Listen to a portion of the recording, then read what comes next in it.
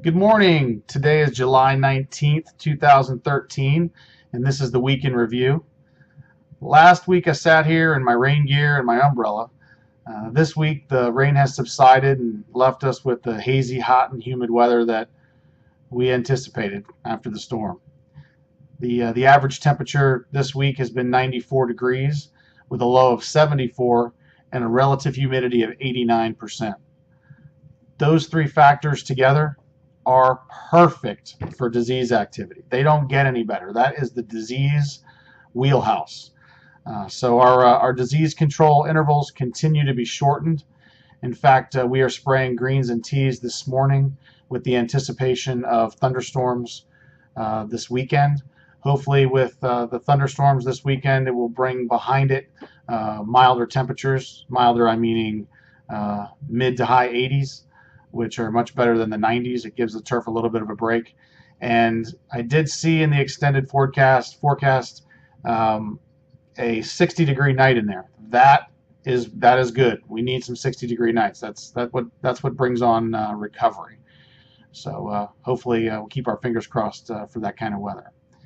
As you play the course, as you played the course over the last week or so, you'll start to see and you will see signs of stress and disease out there. Most notably, 2 white green is the worst. It is the most challenging right now. This green just can't seem to get over the hump. I've been here 18 years, and that green has been a challenge every year that I've been here.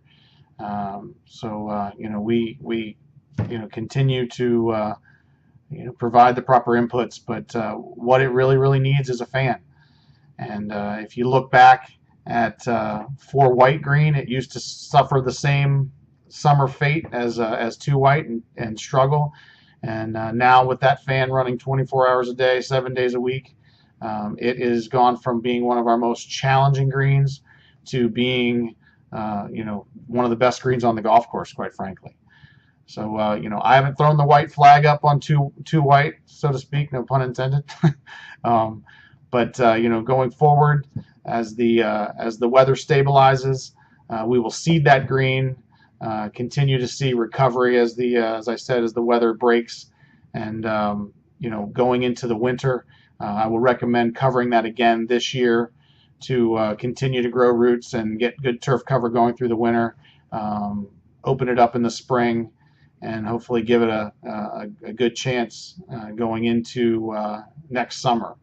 What I want to get out of is reseeding this green every year, because what happens is it basically becomes a grow-in every year, and that green is always a year old. So it makes it more susceptible with the young turf to disease and mechanical damage and heat stress. So the quicker I can get turf cover on there and get that grass matured, the better off it will be.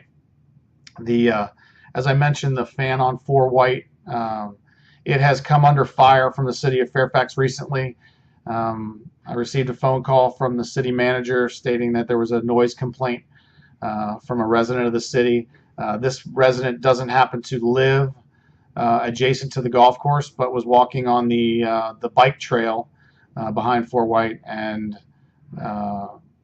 felt the noise was too loud. So I told the city manager I had no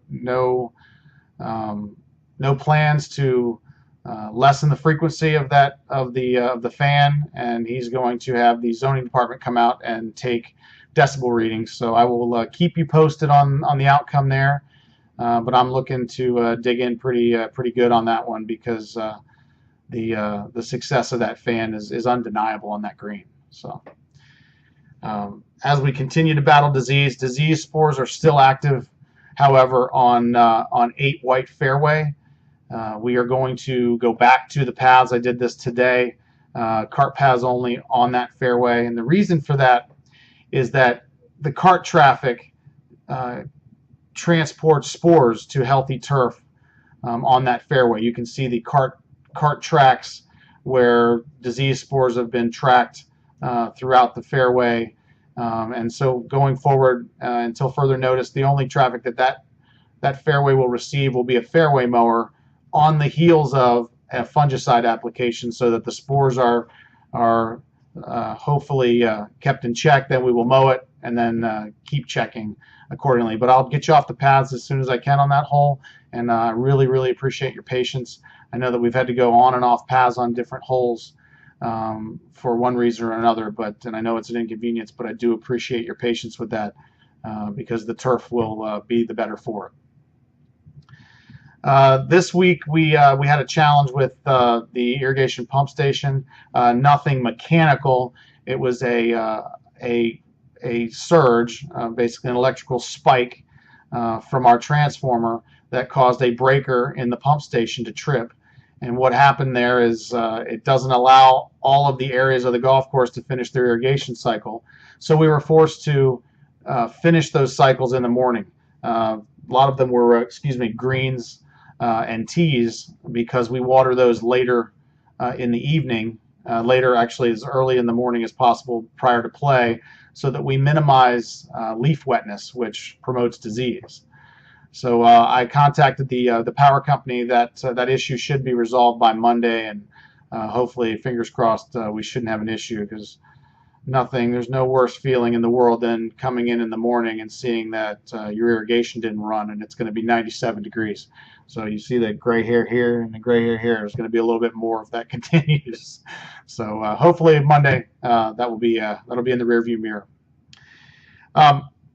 I can't thank you all enough. I've received wonderful feedback, really good positive feedback about the blog and about the week in review, and I hope to continue that trend. And I appreciate you all promoting this to your fellow members. I've also had some other superintendents call me and say that their members have caught wind of it and have checked it out and looked at it and liked what they've seen as well. So I appreciate the feedback and the promotion, and I hope to continue this trend and use this as a source to get the message out and to get all the information out about the golf course. As I said before, it's been hot this week. It's going to be hot today, and again Saturday it's going to be hot. They're calling for 93, 94 degrees, and the heat index well into the hundreds. With that being said, please be careful out there as you play golf. Use the hydration stations, use the water coolers, use the cool towels that are out there available to you. But more importantly, just listen to your body. Don't push it. The golf course will be here next week and the week after that for you to utilize. I certainly don't want anyone to succumb to the heat out here, but please take care of yourselves out there. And hopefully we'll keep our fingers crossed. We'll get some light thunderstorms. Superintendents are never happy with any of the weather, it seems, but hopefully this time I'm dialing in a light thunderstorm that on the heels of it will bring the mid 80s and some 60-degree nights. That might be wishful thinking, but we're still going to do it. And I hope that you all enjoy the golf course this weekend, and like I said, take care of yourselves, and I will see you next week.